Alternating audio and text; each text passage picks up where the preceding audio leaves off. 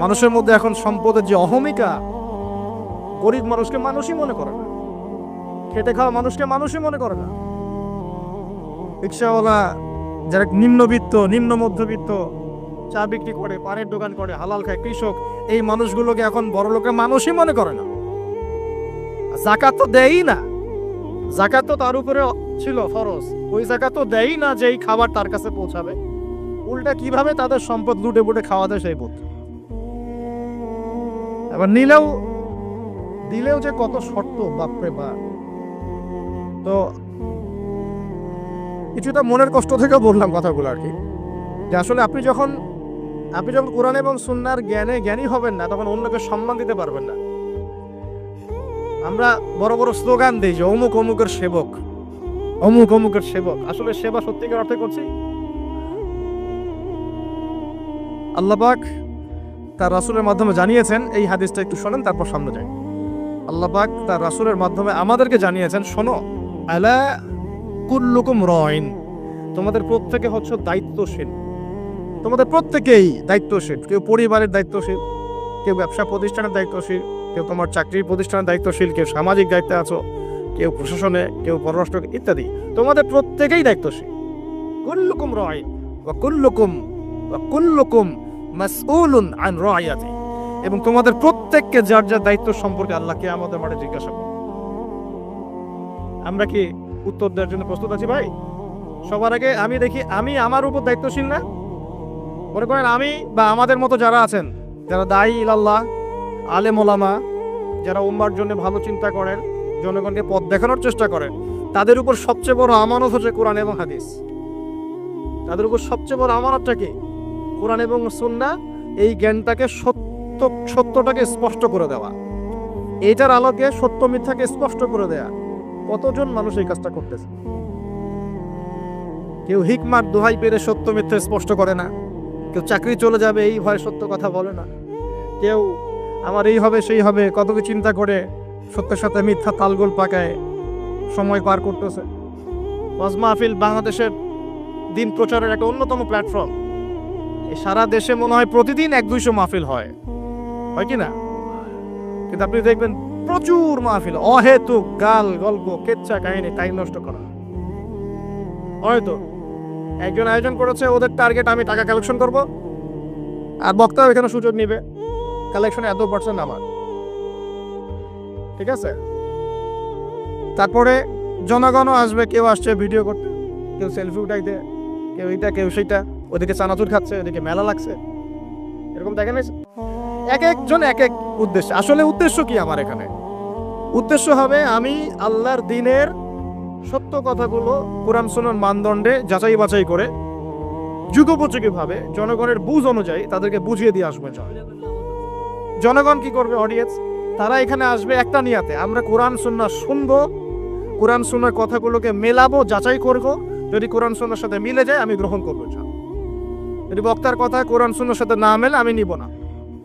আমি কেন, যত বড়ই বুজুর্গ বক্তা আসুক না কেন, আলেম আসুক না কেন, কোরআন সুন্নাহর সাথে যদি তাদের কথাগুলো মিলে না যায়, সেই কথা কখনোই আপনি গ্রহণ করবেন না। করবেন? কখনো কখনো কেউ অজ্ঞতাবশত এমন কথা বলতে পারে যেটা কোরআন সুন্নাহয় নাই। এটা যদি অজ্ঞতাবশত হয়, তাহলে সে জ্ঞান অর্জন করলে আপনাকে শুধরে দিবে ইনশাআল্লাহ। আর যদি কেউ ইচ্ছা করে এগুলো করে, তাহলে আপনার উপর দায়িত্ব হচ্ছে কোরআন সুন্নাহর মানদণ্ডে যাচাই করে তার কথা গ্রহণ করা। এই কাজটাই বা কয়জন করে? শ্রোতাদের মধ্যে অনেকে আসছি বক্তাকে একবার দেখবো, চলে যাও। কেউ আসছে সেলফি উঠাও, কেউ মোবাইলে ছবি তুলবে, কেউ ভিডিও করবে। প্রতিটা কাজের উদ্দেশ্য কি?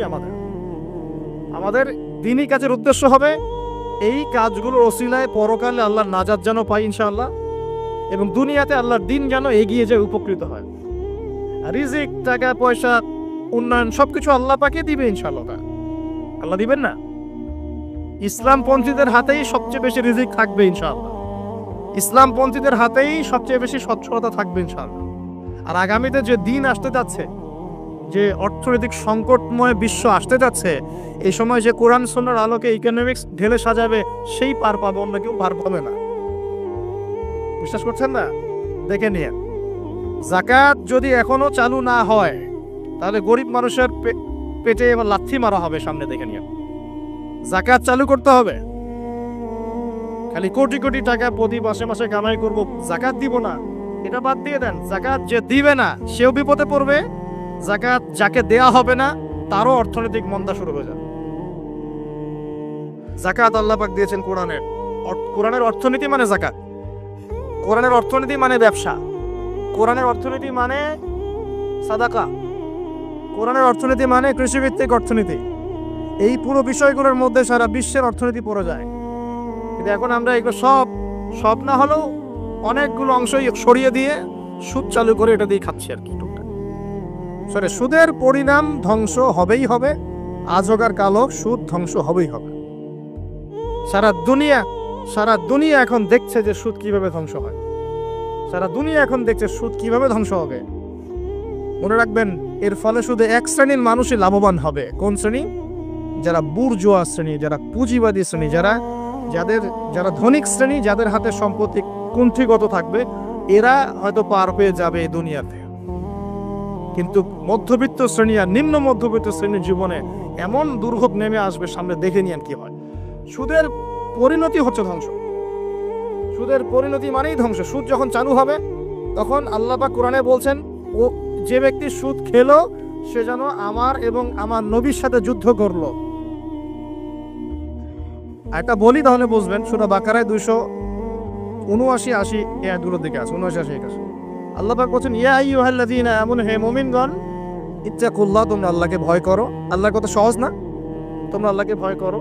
ওয়াযারু মা বাকিয়া মিনার রিবা, সুদ ছেড়ে দাও, সুদের অবশিষ্ট অংশ ছেড়ে দাও, মানে সুদ ছেড়ে দাও। ওয়া ইল্লাম তাফআলু, যদি তোমরা সুদ না ছাড়ো, ফাআযানু বিহারবিন মিনাল্লাহি ওয়া রাসূলিহি, তাহলে আল্লাহ এবং তার রাসূলের সাথে যুদ্ধের ঘোষণা শুনে নাও। কার কথা এটা? আমি বানিয়ে বললাম? আপনার কিতাব, এই কিতাব আপনার বাসায় নাই? আপনি কি এই কিতাবের জন্য জীবন দিতে চান না?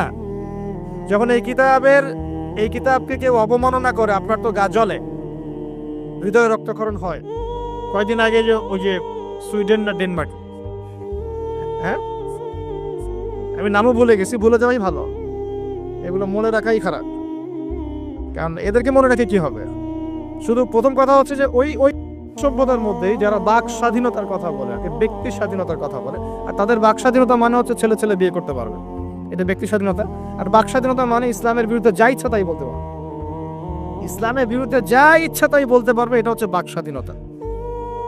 আর আল্লাহ পাকের বিধানের বাইরে যা ইচ্ছা তাই করতে পারবে, মদ খাবে, সুদ খাবে, ঘুষ খাবে, জেনা করবে, পর্নোগ্রাফিতে থাকবে, যা ইচ্ছা করবে, এর নাম হলো ব্যক্তি স্বাধীনতা। এটা ওরা বিশ্বাস করে। তো সেখানে কোরআনকে অবমাননা করেছে, কোরআন পুড়িয়ে দিয়েছে, আপনারা দেখেছেন তো। তখন আপনার খারাপ লাগে নাই? একটু খারাপ লাগে নাই ভাই? কষ্ট হয় নাই?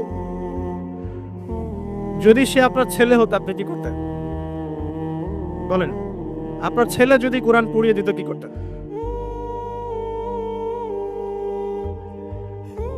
এখন আমাকে বলেন, ওই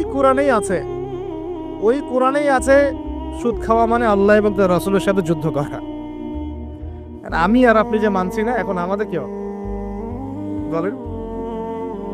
সে তো অমুসলিম, কোরআনে কি আছে জানেই না বেচারা। কোরআনের প্রতি অনেক ক্ষোভ, কারণ কোরআন ওদের সমস্ত জাহিলিয়াত অন্যায়ের বিরুদ্ধে কথা বলে। এই জন্য কোরআনকে পুরা দিতে চায় এবং নবীকেও গালিগালাজ করে, তাই না? ইসলামের বিরুদ্ধে দাঁড়া যায়, ইসলামের বিরুদ্ধে ওরা চেষ্টা চালায়, কারণ ওরা জানে না ইসলাম কি, ওরা বোঝে না কোরআন কি, ওরা বোঝে না মুহাম্মদ সাল্লাল্লাহু আলাইহি ওয়াসাল্লাম কে, তিনি কেমন আদর্শ, কেমন মানুষ, তিনি যে পুরো বিশ্বের জন্য রহমত, ওরা তো জানেই না, বোঝেই না। আমরা জানি না?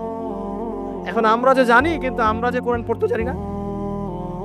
আমরা তো জানি, কিন্তু আমরা তারপরেও যে কোরআন তেলাওয়াত করতে পারি না, জানার পরেও যে কোরআনের অর্থ কোনোদিন পড়ে দেখলাম না। আরে গত বছর তো অর্থ পড়তে বলেছিলাম যে অর্থগুলো একটু পড়ে দেখেন, বাপরে বাপ, যে ধোয়াটা ধুইলো আমাকে, আমি একদম পরিষ্কার হয়ে গেছি, এমন ধোয়া ধুয়ে দিয়েছে। কোরআনের অর্থ পড়ার দরকার নাই। আমি কি বলেছিলাম যে কোরআন তেলাওয়াত করলে কোনো নেকি হবে না? কোরআন তেলাওয়াত করলে কোনো নেকি হবে না, এই কথা বলেছিলাম না? বলেছিলাম যে কোরআন তেলাওয়াত শুধু তেলাওয়াত করে গেলে আপনি ভিতরের হকটা আদায় করতে পারবেন না। কোনটা বলেছে? কোরআনে আপনি সূরা ফাতিহা পড়লেন, কিন্তু সূরা ফাতিহার অর্থ আপনি বুঝলেন না। আপনি কি সূরা ফাতিহার মধ্যে আল্লাহ যা বলেছেন তা কি বুঝতে পারলেন? এই যে আয়াত একটা তেলাওয়াত করলাম, আপনি পড়তে পারলেন, ইয়া আইয়ুহাল্লাযীনা আমানু তাকুল্লাহা وذروا ما بقي من الربا إن كنتم مؤمنين وإن لم تفعلوا فأذنوا بحرب من الله ورسوله. আপনি কি কিছু বুঝলেন?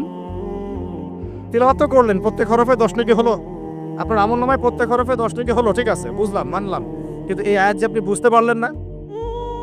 কিন্তু এখন আমি যদি বলে দেই আয়াতের অর্থটা এমন, হে মুমিনগণ আল্লাহকে ভয় করো, সুদ ছেড়ে দাও, যদি না ছাড়ো আল্লাহ এবং তার রাসূলের সাথে যুদ্ধের ঘোষণা শুনে রাখো, এবার কি কিছু বুঝতে পারলেন?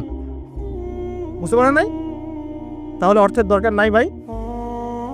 আর কত সহজ করে বলবো বলেন তো ভাই, আর কত সহজ করে বুঝো। আমি যে এখন মুসলিম পরিবারে জন্ম নিয়েও যে আমি কোরআন তেলাওয়াত করতে পারছি না, অর্থটা পড়ে দেখছি না, নবীর হাদিসগুলো পড়ছি না, কোরআন রেগুলার একটু তেলাওয়াত পড়ি না, কোরআনের একটু দাওয়াত মানুষকে দেই না, কোরআনের কাজে সাহায্য করছি না, এগুলো কি আমার অপরাধ হচ্ছে না? কে বড় অপরাধী তাহলে, তারা না আমরা? বলেন এবার, এই ওয়াদাটা করতে পারি? প্রথম ওয়াদা করেছেন দরুদ পড়বেন সকালে সন্ধ্যায় 10 বার করে, মনে আছে তো নাকি ভুলে গেছেন? আমাদের মেমোরি তো এখন মাছের মতো, অ্যাকুরিয়ামের মাছ আছে না, মাছের মেমোরি ওখানে ঘোরে কেন সারাদিন জানেন? কারণ ওর memory short time memory loss, মানে ওর মেমোরি এত নিচু স্কেলের, ও মনে করে যে এটা হচ্ছে অনেক বড় সমুদ্র, কোথায় গেল ভুলে গেল, এই যেখান থেকে এই পর্যন্ত গিয়েছে ও ভুলে গেছে কোথায় আসছে, মেমোরি লস। আমাদের কেন জানি আমাদের জাতিটা এরকম হয়ে গেছে, আল্লাহ মাফ করো। একটা ইস্যু আসে, ওইটা নিয়ে একদম মাতামাতি লাফালাফ, চলে গেলে ওটা ভুলে যাবে, নতুন ইস্যু, এমনটা হয় না? আচ্ছা, তো আপনারা ওই রকম হয়েন না অন্তত পক্ষে, আল্লাহ পাক তৌফিক দান করুন। তো প্রথমে ওয়াদা করেছেন কি 10 বার করে দরুদ, মনে আছে তো? আচ্ছা, এবার দ্বিতীয় ওয়াদা করেন যে কোরআন যারা তেলাওয়াত করতে জানেন না, আমি অর্থের কথা বলছি না এখন, জাস্ট তেলাওয়াতের কথা বলছি, যারা কোরআন তেলাওয়াত করতে জানেন না, এই যে রমজান মাস সামনে আসছে, এই পুরো রমজান সময় দিলাম বিশুদ্ধ করে কোরআন তেলাওয়াত শিখতে হবে। রাজি আছেন ইনশাআল্লাহ? রাজি আছেন ইনশাআল্লাহ? ওয়াদা করছেন তো? নিয়াত এত দুর্বল কেন? নিয়াত এত দুর্বল কেন? কোরআন তেলাওয়াত শিখতে কি কষ্ট হবে খুব? এটা তেলাওয়াত শেখাটা কি অযোধ্যা হবে, কাজে দিবে?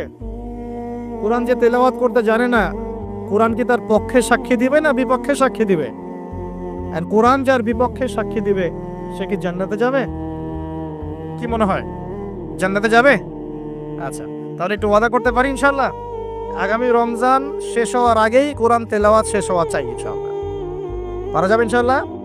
যে ফজিলত বলি, প্রত্যেক হরফে 10 নেকি পাবেন ইনশাআল্লাহ, প্রত্যেক হরফে 10 নেকি। কোরআনে কতগুলো হরফ আছে জানেন?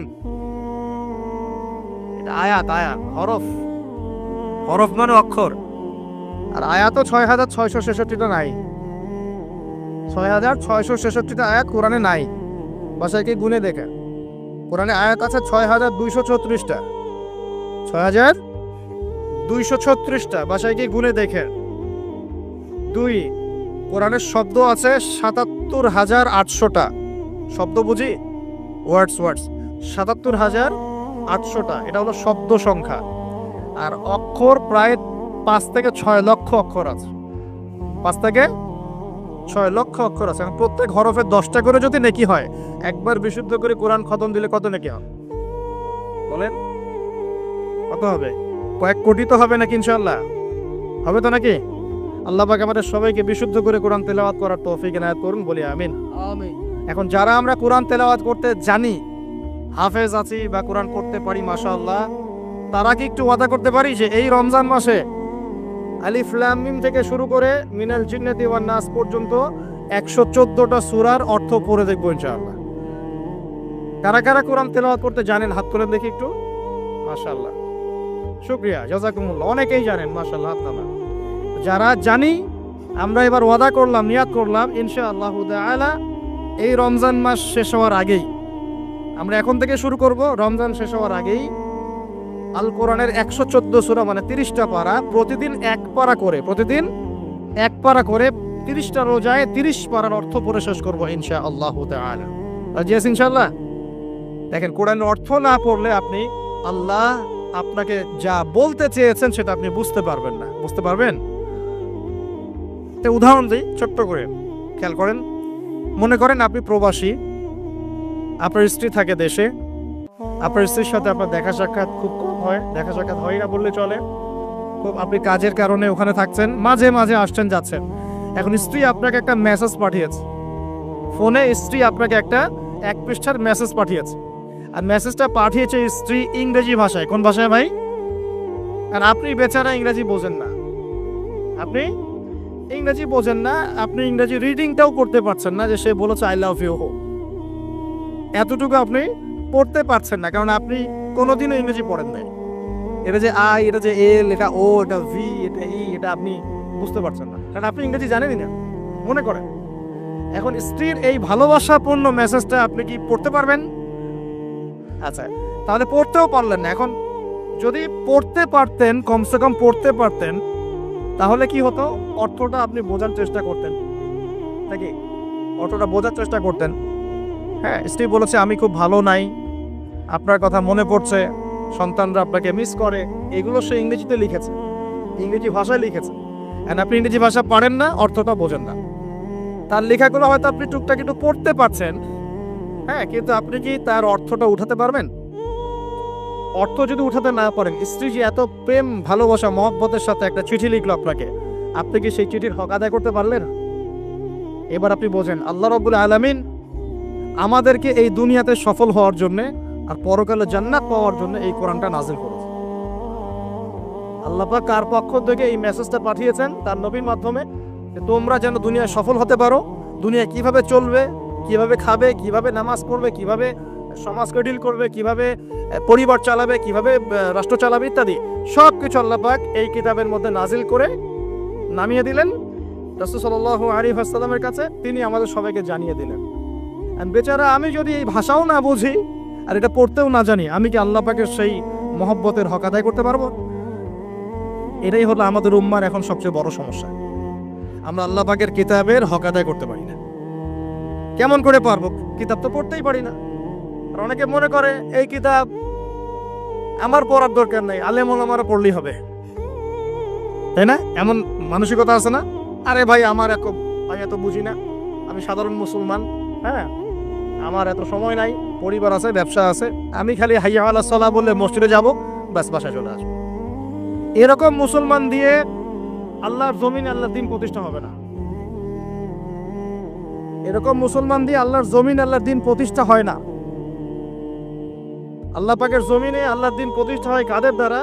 যারা জ্ঞান অর্জন করে, জ্ঞান অনুযায়ী আমল করে, শরীয়তের গভীর জ্ঞান অর্জন করে, ওই জ্ঞানটাকে মানুষের মধ্যে ছড়ায় দেয়, দ্বীনের দাওয়াতে কাজ করে, হালাল খায়, পরিবারের মধ্যে দ্বীন প্রতিষ্ঠা করে, নামাজ কায়েম করে ইত্যাদি, মানুষকে ঐক্যবদ্ধ করার চেষ্টা করে, ইসলামকে একটু একটু করে এগিয়ে নেয়। যাদের এসব নিয়ে কোনো ফিকিরই নাই, তাদের দ্বারা কি দ্বীন প্রতিষ্ঠা লাভ করবে? তো প্রিয় ভাইয়েরা, আমার রিকোয়েস্ট, যারা কোরআন তেলাওয়াত করতে জানি মাশাআল্লাহ বা হাফেজ আছি এখানে উপস্থিত, রমজান মাস শেষ হওয়ার আগেই 114 সূরার অর্থ পড়ে শেষ করে দেবো ইনশাআল্লাহ। রাজি আছেন ইনশাআল্লাহ? আল্লাহ পাক আমাকে সবার আগে আমাকে তৌফিক দান করুন, এরপর আপনাদের সবাইকে তৌফিক দান করুন।